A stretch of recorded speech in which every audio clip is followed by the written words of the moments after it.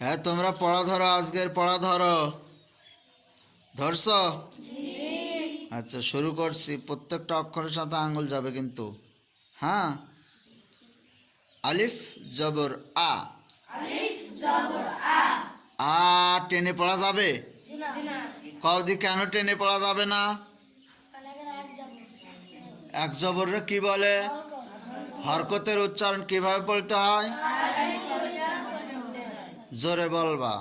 তাহলে আলিফ জবর আ, হা জবর আহা, দাল দুই জের দিন, আহা দিন, আহা দিন।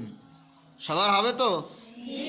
আচ্ছা, তারপরেরটা দেখো, র পেশ রু,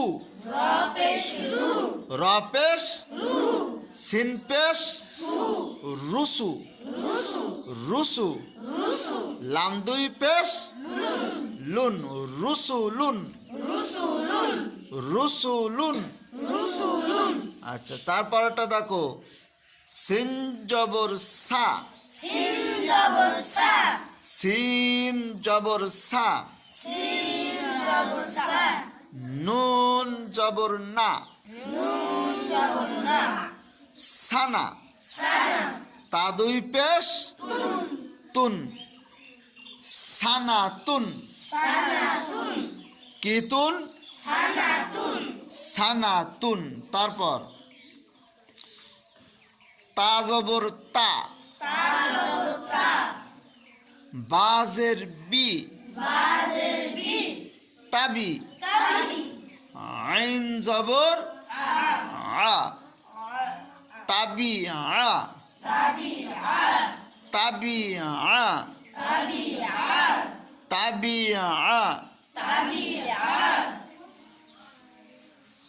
এই চারটা ভালো করে পড়বা। হ্যাঁ, এই চারটা কি করে পড়বা? উপরের দিক তাকায় পড়বা?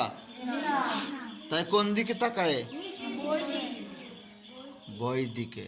এবং আঙ্গুল প্রত্যেকটা অক্ষরের সাথে রাখবা। হ্যাঁ, রাখলে কি হবে? পড়া ভালো এবং অক্ষর ভালো করে চেনা যাবে। হ্যাঁ, এই জন্য ভালো করে মন দিয়ে পড়বা।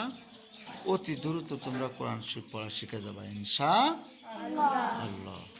এই জন্যে প্রত্যেকে, এই যে এখন যেরকম তোমরা আঙুল দিয়ে পড়ছো না, এইভাবে আঙুল দিয়ে তোমরা ভালো করে পড়বা। হ্যাঁ, আচ্ছা।